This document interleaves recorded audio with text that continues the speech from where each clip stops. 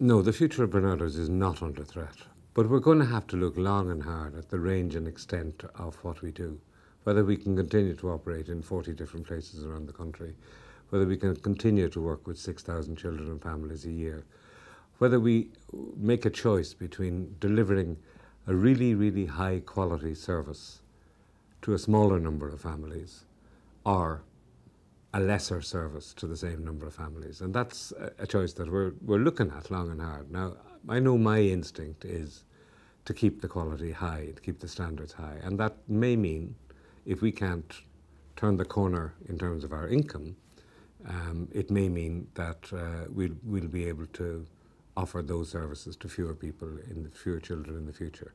And again, that would be a tragedy.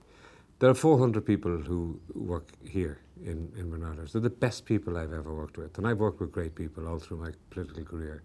I've never worked with better people, never worked with more committed, more decent people who will do anything. I mean, the first time I had to gather everyone together and say we had a deficit, they asked me to leave the room, and when I came back into the room, they'd organised the pay cuts. You know, when we asked people to take an unpaid week's leave this week, we had 100% agreement, or sorry, this month rather, we had 100% agreement to that. You know, it was, their commitment is to the work. And then that's the people who work in Barnardos. And then there's the kids we work with. I mean, they are the most fantastic kids. They might be kids who struggle in all sorts of ways, but, you know, they're kids.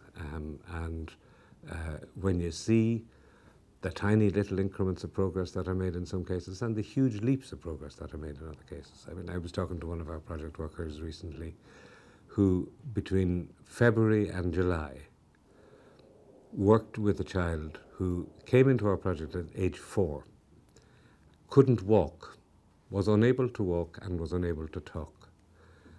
And there was nothing physically wrong with this little boy. He had been strapped in a buggy for 4 years. There were mental health issues at home. There were all sorts of issues at home. There was drink, there was drugs, there was alcohol.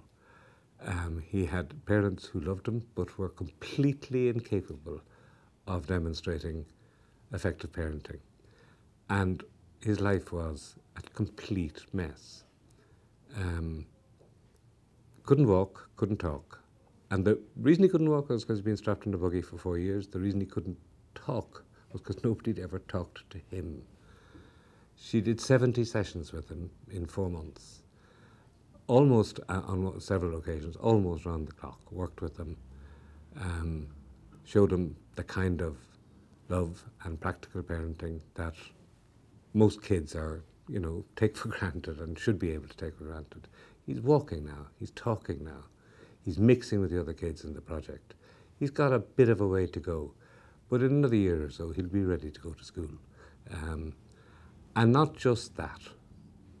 His folks have got their act together. You know, they're beginning to demonstrate exactly what good parents they can be.